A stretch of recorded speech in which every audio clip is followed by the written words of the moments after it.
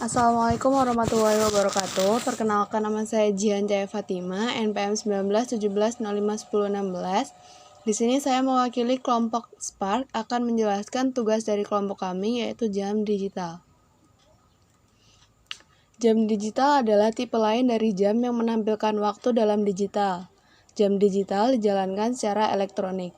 Tampilan jam digital dapat berupa tampilan 12 jam yang mengikuti waktu internasional, yaitu waktu IM dan PM, dan tampilan 24 jam yang mengikuti waktu Indonesia. Jam digital sekarang ini banyak digunakan pada jam tangan, jam alarm, maupun jam pada masjid-masjid. Berikut adalah contoh-contoh penerapan jam digital. Komponen yang digunakan dalam membuat rangkaian jam digital 24 jam, yang pertama ada clock, pin input, pin output, splitter, button, T flip-flop, 7 segment, NOT gate, AND gate, dan OR gate. Subsirkuit yang digunakan ada beberapa, yaitu yang pertama subsirkuit yang kami beri nama hex 2, kemudian subsirkuit hex 1, kemudian subsirkuit 23, subsirkuit 59, subsirkuit digit baud, subsirkuit digit top, subsirkuit input bawah, subsirkuit input atas, subsirkuit timer, dan main sirkuitnya. Baik, langsung saja saya jelaskan satu persatu.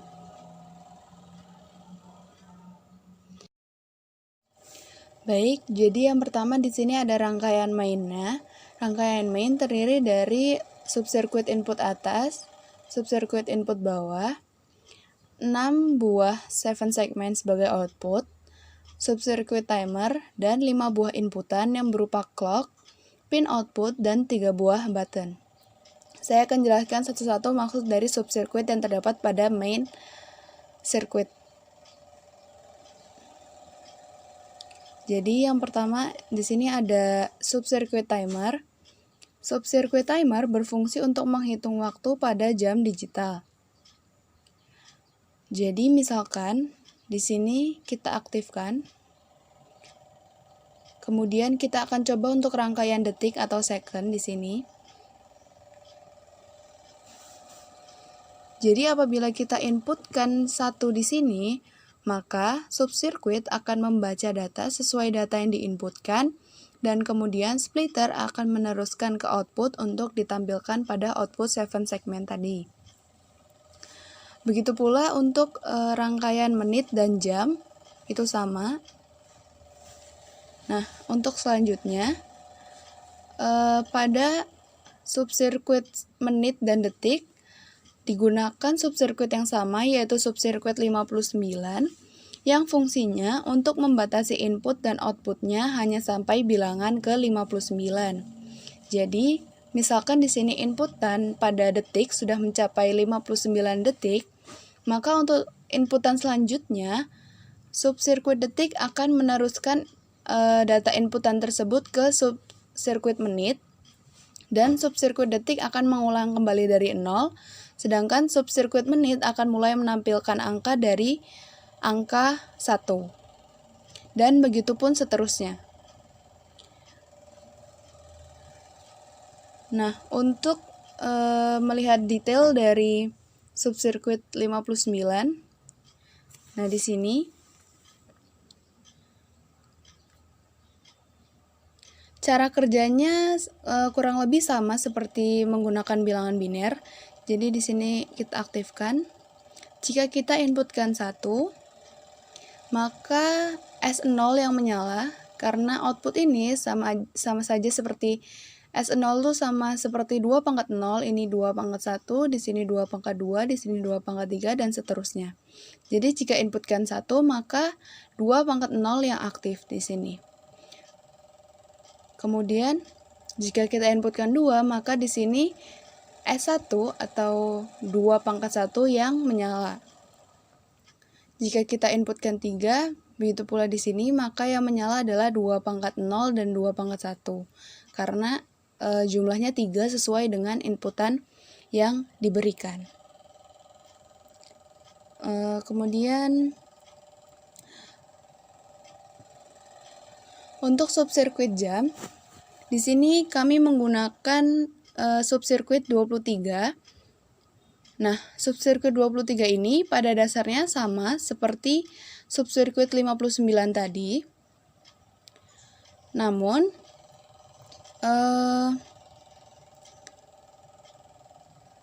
subsirkuit ini hanya dibatasi sampai 23 saja, bukan sampai 59.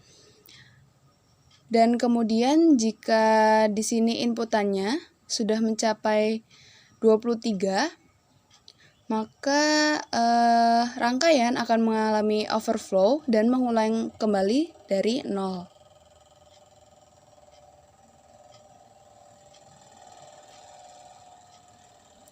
Selanjutnya ada rangkaian input atas.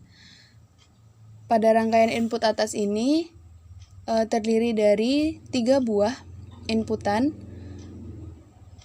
6 bit, 1 buah pin input 1 bit, 3 buah subsirkuit yang berbeda, dan 6 buah splitter. Di sini kami menggunakan subsirkuit digitop. Di sini ada subsirkuit hex 1 dan di sini ada subsirkuit hex 2. Kami menggunakan subsirkuit digitop, fungsinya adalah untuk memudahkan dalam membuat rangkaian, karena kami menggunakan 6 7 segmen, jadi untuk mengatur semua inputan yang berada di atas. Seperti ini. Jadi fungsi digitop untuk mengatur semua inputan yang berada di atas ini, untuk memudahkan kami dalam membuat rangkaiannya. Baik, saya akan jelaskan inputan bagian atas sebelah mana yang dimaksud. Nah, inputan 7 segmen yang berada di atas itu yang mana? Jadi, inputannya itu yang B, A, F, dan G. Jadi, digitop ini untuk mengatur semua inputan yang berada di atas ini.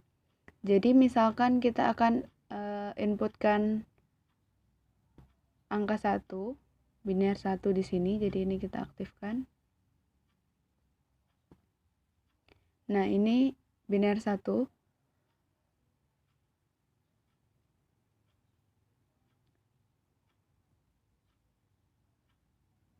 Maka di sini yang menyala adalah D0.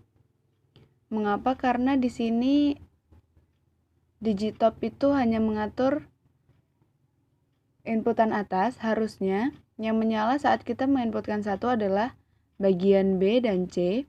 Namun karena digitop hanya mengatur pada bagian atas, maka pada rangkaian digitop ini yang menyala adalah bagian B. Untuk bagian C, yang mengontrolnya adalah rangkaian subsirkuit digit baud. Jadi di sini D0 sebagai B.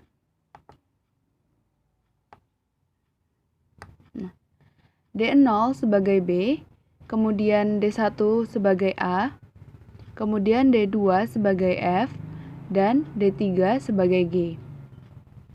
Gitu. Jadi misalkan kita akan menginputkan 2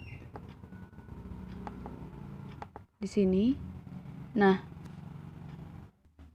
maka yang seharusnya menyala itu adalah bagian A, B, G, E, dan D. Namun karena kita sedang membahas digitop, maka yang menyala hanya A, B, dan G. Untuk bagian E dan D yang mengatur adalah subsirkuit digit baud. Bisa dilihat di sini bahwa yang menyala adalah di sini A, B, dan G. Untuk digit baud fungsinya sama, hanya digit baud ini mengatur semua inputan 7 segmen yang berada di bawah. Nah, ini. Jadi digit baud mengatur inputan E, D, C, dan titik atau dot. Gitu. Jadi seperti tadi, misalkan di sini kita aktifkan, kemudian kita inputkan 2. Nah, maka bagian bawah sini, jika 2, bagian bawah yang menyala adalah E dan D. Di sini D3 sebagai E, bisa dilihat ini E, paling pinggir sebelah kiri. kemudian D2 sebagai D, D1 sebagai C, dan D0 sebagai dot. Nah, selanjutnya, untuk fungsi hex 1, fungsi hex 1 ini berfungsi untuk mengatur output untuk menampilkan satuan pada detik, menit, maupun jam. Sedangkan untuk subsirkuit hex 2 berfungsi untuk mengatur puluhan. Jadi, misalkan kita inputkan 1 sampai 9, maka yang berperan di sini adalah subsirkuit hex 1. Namun,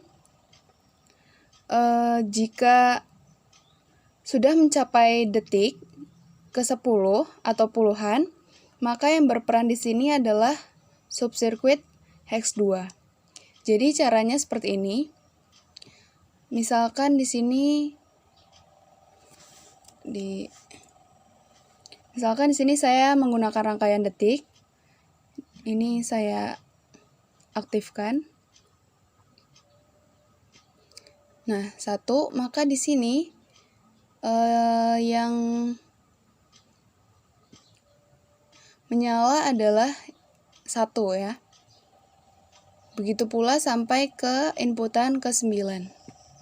Nah, di sini. Namun untuk inputan ke-10 ini yang aktif adalah yang hex 2. Jadi cara kerjanya hex 1, apabila hex 1 mengalami overflow dari rangkaian tersebut, overflow-nya itu 9. Jadi jika sudah mengalami overflow, maka jika ada inputan kembali, maka inputannya akan diteruskan ke splitter kedua yang terhubung pada subsirkuit hex 2. Yang selanjutnya akan ditampilkan dengan digit top.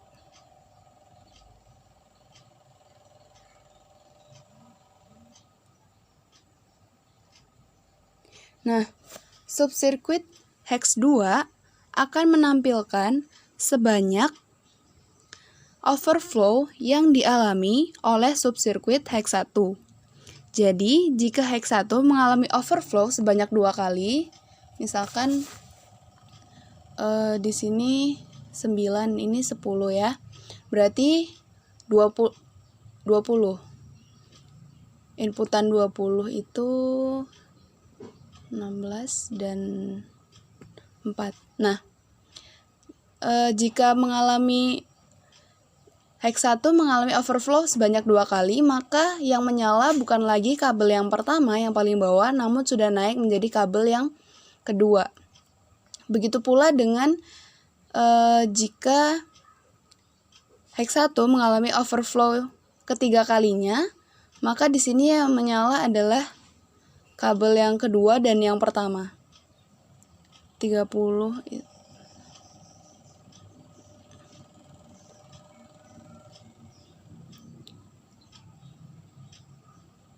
Nah, ini bisa dilihat. Di sini menampilkan bahwa ini menampilkan 3 dan di sini 2. Kenapa bisa menampilkan 3? Bisa dilihat bahwa ini seperti 2 pangkat 0, 2 pangkat 1, 2 pangkat 2, dan 2 pangkat 3.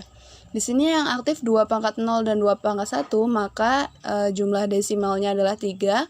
Dan di sini yang aktif hanya 2 pangkat 1, maka jumlah desimalnya itu 2. Maka yang tampil pada output detik adalah angka 32. Selanjutnya, untuk input bawah, sebenarnya sama dengan input atas, hanya bedanya pada input bawah kami menggunakan digit baud, bukan digit top. Fungsi digit baud itu sama seperti digit top, fungsinya untuk memudahkan dalam membuat rangkaian dan mengatur semua inputan 7 segmen yang berada di bawah. Jadi fungsi digit baud itu untuk mengatur semua inputan 7 segmen yang berada di bawah. Nah, untuk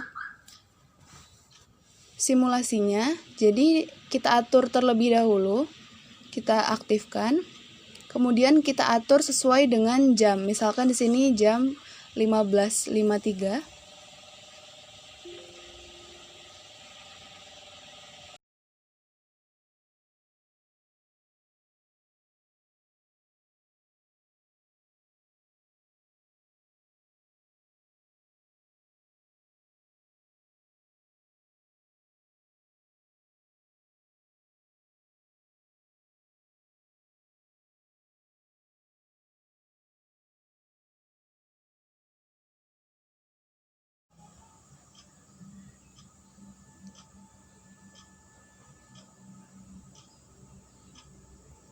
Nah, di sini jamnya akan berjalan seperti jam biasa. Baik, demikian presentasi dari saya. Kurang lebihnya mohon maaf. Saya akhiri. Wassalamualaikum warahmatullahi wabarakatuh.